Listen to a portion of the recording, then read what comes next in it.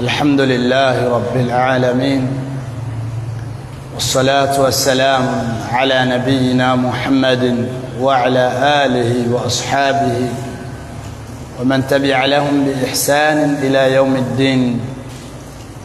أما بعد، فإن أحسن الحديث كتاب الله، وخير الهدي هدي محمد صلى الله عليه وآله وسلم، وشر الأمور محدثاتها، فإن كل محدثة بدعة، وكل بدعة ضلالة، وكل ضلالة في النار. معاشر المسلمين أحباء، nawausieni na kuyusia nafsi yangu katika swala zima la kumwogopa Allah tabaraka wa taala, kadhalika kuzishukuru neema za Allah alizotuneemesha, ikiwemo afya aliyotupa, kwa sababu ni moja katika neema kubwa aliyopewa mwanadamu. Ndugu zangu katika imani,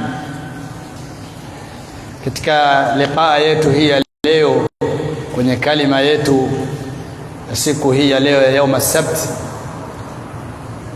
tunasihiana kwa ujumla wetu katika jambo ambalo ni moja katika masuhulia, jukumu tulilobebeshwa, la siyama hususan wanaume.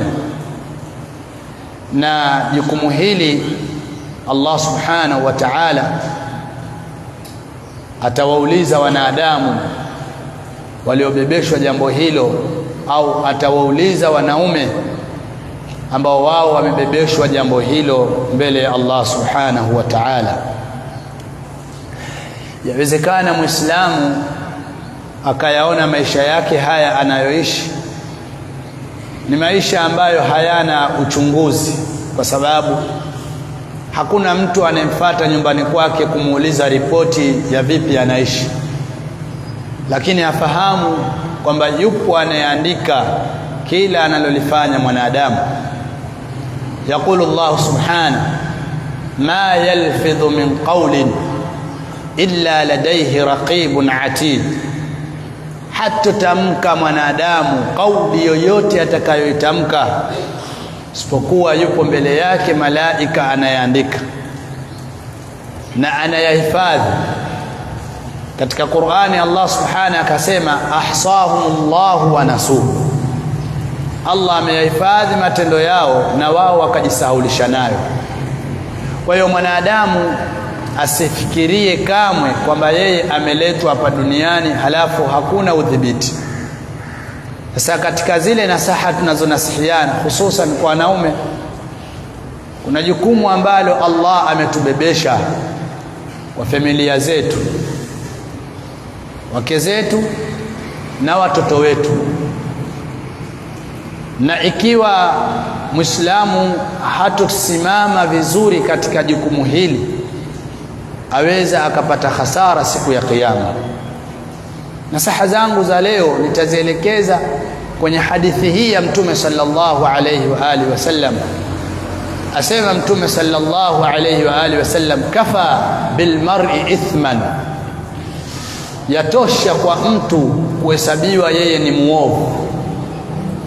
Kafa bil mar'i ithman, yatosha kwa mtu yeye kuhesabiwa ni muovu au kuandikiwa dhambi.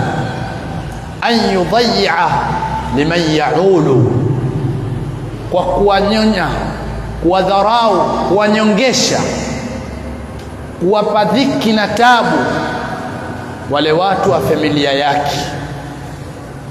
Katika hadithi, katika riwaya ya al-Imam Ahmad anasimulia, asema katika riwaya nyingine imekuja, kafa bil mar'i ithman, yatosha kwa mtu kuhesabiwa yeye ni muovu, kuandikiwa dhambi. An yahbisa amman yamliku qutahu,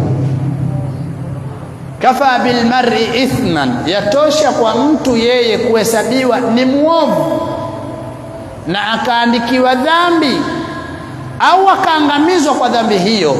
An yahbisa, kwa kumzuilia, amman yamliku qutahu, yule ambaye yeye anamiliki chakula yake.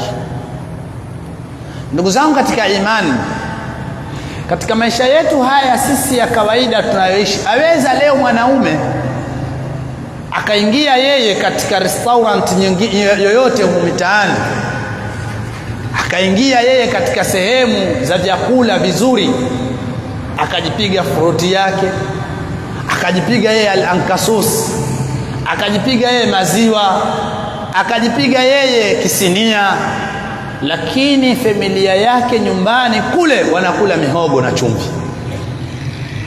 Lakini familia yake kule wanakula mihogo na limau wamekamua, ila yeye akitoka kila aina ya juice anakunywa yeye. Sasa Mtume sallallahu alaihi wasallam asema kafa bil mar'i ithman, yatosha kwa mtu kuhesabiwa yeye ni mwovu, an yahbisa, kumzuilia, amman yamliku qutahu, yule ambaye yeye amemilikishiwa yeye chakula chake. Maashara almuslimin ahibba, ni wajibu kwetu sisi kuilisha familia kwa kadri Allah alivyomwafikisha mja katika hayo. Haambiwi ajikalifishe, aibe, aseme uongo, apore watu, la, lakini awalishe watu wake kwa kadri ya istitaa aliyowezeshwa na Allah subhanahu. Asijipige mtu yeye machipsi yake huko mitaani, alafu wenzake kule anawalisha vyakula havieleweki. Na hili tulifahamu pia katika hao wanaoingia amman yamliku qutahu, aingia pia mfanyakazi. Leo wafanyakazi baadhi yao, si wote, katika baadhi ya majumba wafanyakazi ni watu wa mwisho kula, bali wanakula makombo ya vyakula yanayoachwa na watu wao. Yeye aweza akawa yeye ndiye mpishi, ateseka, apika kwa tabu, kwa dhiki, lakini haruhusiki kuonja chakula hiyo au haruhusiki kukata kiu yake ya kinywaji hicho kwa sababu tu mabosi zake hawajali. Na aweza watu ikafika wakati wa lunch wanakula, akaekwa pembeni, akapewa kazi nyingine kwanza afanye, watu wakala, mwisho ndo na yeye aachiwa kitakachobaki. Kafa bil mar'i ithman, yatosha kwa mtu kuandikiwa yeye ni mwovu. An yudayya amman yamliku qutahu, au katika an yahbisa amman yamliku qutahu. Kwa nini mpaka mfanyakazi? Kwa sababu ulama walivyofasiri kauli ya Allah subhanahu, ya ayuhan nas, Allah subhanahu aliposema katika suratu Tahrim, alipokuwa nasihi watu, qu anfusakum wa ahlikum nara, kalima ile wa ahlikum, ahli, akaingia kila ambaye wewe anaishi katika nyumba yako. Umemchukua mtoto wa watu mtaani kumlea nyumbani, huyo ni katika ahali yako. Umechukua mtoto wa kaka yako, dada yako, shangazi yako, umemchukua wamlea wewe nyumbani, ana haki kama alivyo na haki mtoto wako wa kumzaa.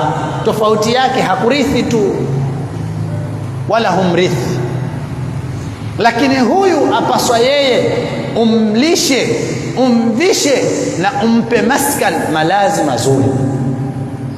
Isiwe yeye ni wa mwisho katika kunufaika na yale yaliyomo nyumbani, lakini ni wa kwanza kuteseka na dhiki zinazopitia nyumbani. Maji yakikata, yeye ndo akahangaike kuyatafuta maji ayapate, lakini yeye ndo ayo wa mwisho kuyaoga. Kafa bil mar'i ithman, yatosha kwa mtu kupata dhambi, kuhesabiwa yeye ni muovu. Al-Imam Ibn Hajar al-Asqalani asema katika kuelezea jambo hili kwa wanaume, asema na masala ya al-infaq, kulisha, wajibun ala ijma', ni jambo la wajibu kwa mwanaume kuilisha familia yake kwa makubaliano ya ulama. Ni wajibu, sio khiari. Kwa ndugu zangu katika imani, Hili ni jukumu tumebebeshwa na Allah subhanahu. Ukijipiga wewe vitu vizuri nje, na wenzako kule ndani wawe wana kizuri ambacho na wao wanakifurahikia, aidha kwa kile ulichokiacha wakawa wanafurahikia hicho, au kwa kuwachukulia na wewe kile kizuri ulichokiona nje ukavutika nacho, na wewe wachukulie. Waweza wewe ukajipiga chipsi mayai, basi wafungashie kavu na wao waone ladha ya kile ambacho umekila. Lakini isiwe wewe unavijua kila vizuri mitaani. Hakuna sehemu ambayo ina restaurant nzuri wewe ukawa hujafika, lakini watu wako wa karibu, familia yako, wao wanaambukia kuminyana na malimau, ugali limau na mengineyo. La, ikiwa huo ndio uwezo wako, hakalifishwi, haingizwi kwenye makosa. Lakini isiwe yeye anayafanya mazuri kwa manufaa yake ya tumbo lake, lakini walioko nyumbani kwake anawatesa na kuwanyanyasa.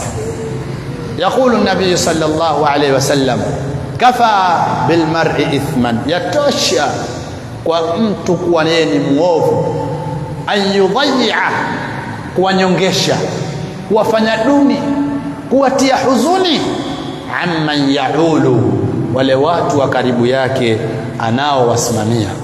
Maashara almuslimin, na inasihi nafsi yangu na kuwanasihi nyinyi kwa jumla, kumwomba Allah subhanahu atupe taufiki ya kuweza kuzisimamia familia zetu kwa yale mazuri aliyotuafikisha Allah subhanahu. Innahu waliyu tawfiq wal qadir ala dhalik. Wa jazakumullahu khaira. Wassalamu alaykum wa rahmatullahi wa barakatuh. Astaudi'ukumullahu alladhi la tadhi'u wada'iyahu.